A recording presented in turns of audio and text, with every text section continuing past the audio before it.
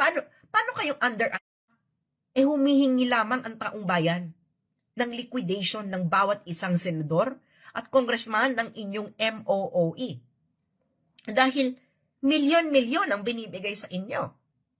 I'm pretty sure sa isang ordinaryong manggagawa, pag hindi siya nakapag-produce ng resibo, kung paano niya ginastos ang 50 million, I'm pretty sure baka nakakulong na yan, di ba? Tama? Ikaw nga nagtatrabaho, kayong mga nagbabayad ng buwis. Pag hindi kayo nakapag-produce ng resibo sa kumpanya ninyo kung paano nyo ginastos ang 50 million na budget na ibinigay sa inyo, anong gagawin sa inyo sa trabaho? Sa corporate world? Diba? Sige nga. Tapos, sasabihin nyo, under kayo, hinihingan lamang kayo ng resibo. Paano kayo? Bakit naging victim kayo? Victim kayo ng ano? Oh, di ba kayo dyan yung bida-bida? Terminate lang? Oh, 50 million, hindi ka makapag-produce ng resibo kung paano mo ginastos up to the last centavo. Paano yung 18 billion? 18 billion.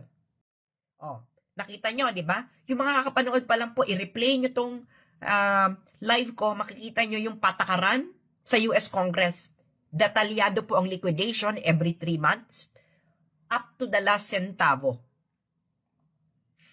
Oh, sabi ni Una Delaware, misas dito Hong Kong, liquidated everyday, resibo and items. Kung hindi, nakaw na yan. Exactly. Pag kayo ay hindi nakapag-produce ng resibo, kung paano nyo ginastos, let's say 20 million, isa-isa sa inyo. Anong tawag dyan? Di ba? Hindi ba yan pagnanakaw? Hindi ba yan legalized corruption? At walang umiimik sa inyo dyan sa Kongreso at sa Senado. Kasi magkakasabwat kayo. Ang umimik at kumalaban sa polisiya, mawawala ng MOOE. Yan ang totoo. Ito si Harry Roque, di ba? Recently, nireveal niya tong liquidation by certification. Bakit daw nung nasa Kongreso siya, hindi siya makapag-reveal? Kasi nga po, mafia po yan. Pag ikaw, kinontra mo yung ganyang patakaran, hindi ka bibigyan ng MOOE. O baka i-hold pa yung sweldo mo. So, tatahimik ka na lang. Ano yan peer pressure, makipag-teamwork ka na lang sa kanila na yung MOOE nila na by the millions ay walang resibo. Bakit ang mainstream media ayaw magsalita? Dahil nga, on the take po sila, nakikinabang sila dyan. Kasi nga, ang bawat congressman pa lang to, ang bawat congressman, merong public affairs fund na umaabot ng 2.8 million per year. Kanino nila binibigay yan? Hindi ba ang gobyerno merong sariling media, may PTB4, may Philippine Information Agency, may Philippine News Agency. Di ba may budget yan every year? Trabaho nila yung mag-cover ng ginagawa ng Kongreso. Pero saan napupunta yung public affairs fund nila? Malamang sa mainstream media. Meron yung naka-retainer. Okay? Naka-retainer yung iba dyang sa mainstream media. Kaya hindi sila to aangal. Kita nyo, bakit hindi nyo to narinig noong 2011? Hindi ba karimari-marim ito? Ba't hindi nyo to narinig noong 2011 nang ito ay naipasa ng Senado at Kongreso? Hindi ba dapat noon pa lang narinig nyo na to? Sino ba ang nagko-cover? Sino ba ang nagsasalita noon tungkol sa politika?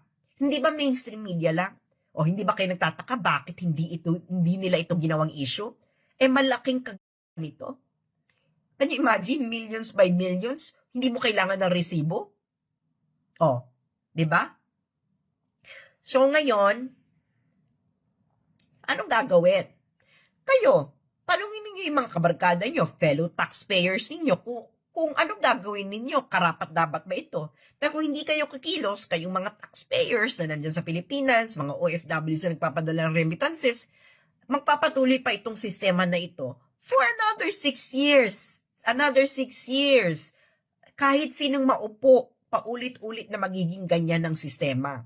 Either tanggapin nyo ito, or makipag-usap kayo sa inyong mga fellow manggagawa. Kausapin ninyo ang mga kamag-anak ninyo, kausapin ninyo ang mga militar, ang pulis, di ba? Ang mga lawyers, kung anong dapat gawin. Dahil Hindi ito po pwede. Billions na MOOE, walang resibo, kundi certification nyo lang na ginamit sa ganitong pamamaraan. Kasi kung meron kayong liquidation na may resibo, nakapag-produce na kayo eh. Hindi naman confidential yung budget ninyo eh. Para hindi kayo makapag-produce ng resibo at malaman namin kung kaninong ginagastos. Kahit nga pangalan ng staff ninyo, di ba, ang pinapasweldo ng taong bayan.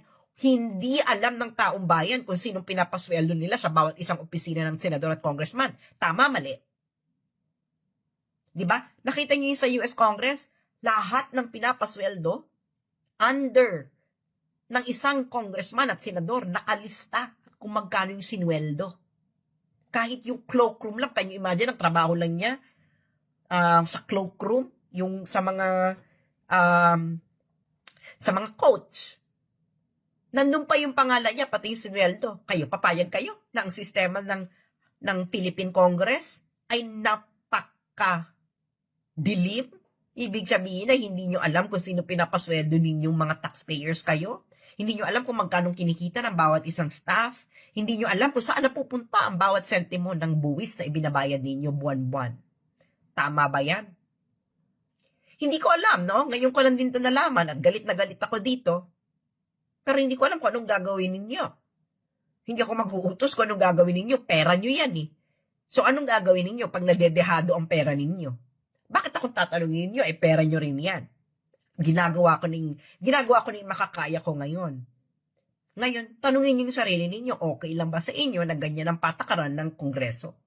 O magpapadaan kayo sa drama nitong nila Romualdez